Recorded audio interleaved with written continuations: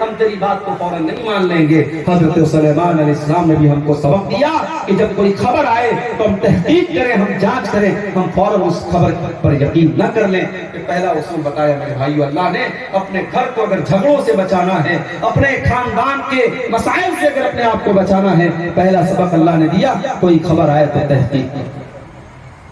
دوسرا سبق، وَإِن طَائِفَتَانِ مِنَ الْمُؤْمِنِينَ اقْتَتَلُوا فَأَصْلِحُوا بَيْنَهُمَا، اگر مسلمانوں کی تو جماعتوں کے درمیان اختلاف ہو جائے، جھگڑا ہو جائے، تو تم صلح کرا دیا کرو۔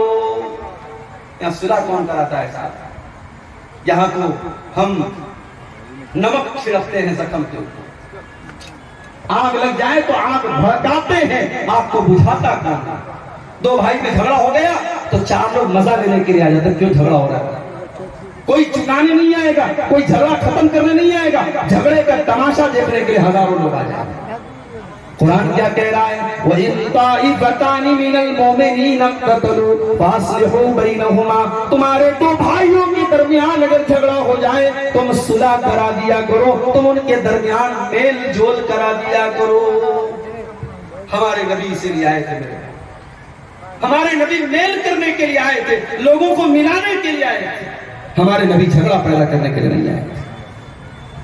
آج ہمارے یہاں کتنے طریقے کے جھگڑے چل رہے ہیں، کہیں برادری کا جھگڑا ہے، کہیں زبان کا جھگڑا ہے، کہیں مذہب کا جھگڑا ہے، کہیں مسلک کا جھگڑا ہے۔ میرے نبی جھگڑا ختم کرنے کے لیے آئے تھے، میرے نبی نے پتھر کھا کھا کر کے لوگوں کو جوڑا ہے۔ آج لوگ مرغا کھا کھا کر کے لوگوں کو توڑنے کی کوشش کر رہے ہیں، میرے نبی نے پتھر کھایا، لوگوں کو ملایا۔ آج پھول کی مالائیں پہن پہن کر کے لوگوں کے درمیان جدائی پیدا کی جا رہی، لوگوں کو دور کیا جا رہا ہے۔ میرے نبی کیوں آئے تھے؟ اللہ نے فرمایا وَاذْكُرُوا نِعْمَةَ اللَّهِ عَلَيْكُمْ إِذْ كُنْتُمْ أَعْدَاءً فَأَلَّفَ بَيْنَ قُلُوبِكُمْ فَأَصْبَحْتُمْ بِنِعْمَتِهِ إِخْوَانًا۔ او لوگو، میرے نعمتوں کو یاد کرو، میرے احسان کو یاد کرو۔ جب تمہیں ایک دوسرے کے دشمن تھے، ہم نے اپنے نبی کو بھیج کر کے تمہیں بھائی بھائی بنا دیا۔ اللہ کے نبی دشمنوں کو دوست بنانے آئے تھے، میرے بھائی، صلح کرا دیا۔ ایک بات بتاؤں آپ کو، اللہ کے نبی پوری زندگی جب تک آپ صحت کی حالت میں رہے، کبھی ایسا نہیں ہوا کہ مدینہ میں آپ رہے ہوں اور آپ کی جگہ نماز کسی اور نے پڑھا، کبھی ایسا نہیں ہوا۔ مگر ایک مرتبہ ایسا ہوا، آپ مدینہ کے اندر موجود ہیں، عصر کی نماز کا ٹائم ہے، اقامت کا ٹائم ہو چکا ہے، اذان ہو چکی ہے، اقامت کا ٹائم ہے۔ حضرت بلال تلاش کر رہے ہیں، اللہ کے نبی نظر نہیں آ رہے ہیں۔ اللہ کے نبی کے بعد اگر صحابہ کسی کو درجہ دیتے تھے، مقام دیتے تھے، حضرت ابوبکر صدیق کو دیا کرتے تھے۔ حضرت بلال نے کہا اے ابوبکر آپ چل کر کے نماز پڑھا دیجیے۔ حضرت ابوبکر آگے بڑھے، اللہ اکبر کہہ کر کے نماز پڑھانا شروع کیا۔ تھوڑی دیر کے بعد اللہ کے نبی مسجد میں آئے اور آپ سب میں شامل ہو گئے۔ صحابہ کرام محسوس کر لیتے اپنے نبی کی خوشبو سے کہ اللہ کے نبی تشریف لا چکے ہیں۔ اب صحابہ کرام کے لیے بڑی عجیب بات ہے کہ اللہ کے نبی آ چکے ہیں، اب ابوبکر نماز کیسے پڑھائیں گے؟ صحابہ تالی بجانے لگے، صحابہ کرام تالی بجانے لگی کہ ابوبکر جلدی سے پیچھے چلے آؤ، اللہ کے نبی آ چکے ہیں۔ جب بہت زیادہ تالی بجانے لگے، حضرت ابوبکر نے کنگھی سے دیکھا، کنگھی سے دیکھا تو سب کے اندر اللہ کے پیارے نبی نظر آئے۔ اللہ کے پیارے نبی نے ہاتھ سے اشارہ کیا کہ ابوبکر تم کنٹینیو رکھو، تم نماز پڑھاتے رہو، لیکن ابوبکر صدیق نہیں رکے اور جلدی سے پیچھے چلے آئے، پیچھے سب میں چلے آئے، سب میں صحابہ نے جگہ بنا دی اور پیچھے سب میں چلے آئے۔ اللہ کے نبی آگے بڑھے، آپ نے نماز پڑھائی، باقی نماز جب آپ نے سلام پھیرا، آپ نے لوگوں سے کہا کہ لوگوں، امام سے اگر کوئی غلطی ہو جائے تو عورتوں کو حکم ہے کہ وہ تالی بجائیں گی، وہ ہاتھ پر ہاتھ ماریں گی، مردوں کو حکم ہے وہ سبحان اللہ کہیں گے، تمہیں تالی نہیں بجانا ہے۔ اور اے ابوبکر جب میں نے اشارہ کیا کہ تم نماز کنٹینیو رکھو، تم نماز پڑھاتے رہو، تو اے ابوبکر تم پیچھے کیوں چلے آئے؟ تو جانتے ہیں ابوبکر صدیق نے کیا جواب دیا؟ کہا ہے اللہ کے نبی ما کانا لابن ابی قحافہ یصلی بالناس، اے اللہ کے نبی ابو قحافہ کے بیٹے کی اتنی ہمت نہیں ہے، اے اللہ کے نبی ابو بکر کی اتنی ہمت نہیں ہے کہ اللہ کے نبی موجود ہو اور ابو بکر لوگوں کو نماز پڑھائے۔ جب تک نبی موجود ہے ابو بکر اپنی حیثیت یہ نہیں سمجھتا کہ وہ لوگوں کو نماز پڑھائے۔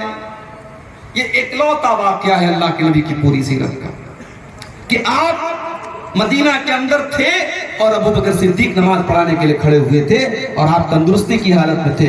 آپ کیوں ٹائم پر نماز کے ٹائم حاضر کیوں نہیں تھے؟ بخاری کے اندر اس کا جواب ملتا ہے، اللہ کے نبی دو قبیلوں کے درمیان صلح کرانے کے لیے گئے تھے، دو قبیلوں میں جھگڑا ہو گیا تھا، اللہ کے نبی اس جھگڑے کو چھڑانے کے لیے، اتنی اہمیت تھی میرے نبی کی نظر میں، دو قبیلوں کا جھگڑا چھڑانے کے لیے آپ گئے تھے اور وہاں دیر ہو گئی، عصر کی نماز کی اقامت کا ٹائم ہو گیا، اتنی دیر ہو گئی۔ اس سے اندازہ لگاؤ میرے بھائی اسلام کی نظر میں صلح کرانے کی کتنی اہمیت ہے۔ جھوٹ بولنا کتنا بڑا پاپ ہے۔ اللہ کے نبی نے فرمایا مومن جھوٹا نہیں ہو سکتا، مومن کذاب نہیں ہو سکتا، اتنا بڑا پاپ ہے جھوٹ بولنا۔ لیکن اگر دو بچھڑے ہوئے دلوں کو ملانے کے لیے، دو بھائیوں کی دشمنی کو ختم کرنے کے لیے اگر جھوٹ بھی بولنا پڑے تو اللہ کے نبی فرماتے ہیں لیس الکذاب الذی یصلح بین الناس، لوگوں کے درمیان صلح کرانے کے لیے، لوگوں کے دل کو ملانے کے لیے اگر جھوٹ بولنا پڑے تو وہ جھوٹ نہیں ہے۔ جھوٹ بولا جا سکتا ضرورت پڑنے پر، یہ نہیں بلا وجہ نہیں، ضرورت اگر پڑنے پر دو لوگوں کے درمیان اگر میل ملاپ کرانے کے لیے جھوٹ بھی بولنا پڑے تو جھوٹ بھی بولا جا سکتا۔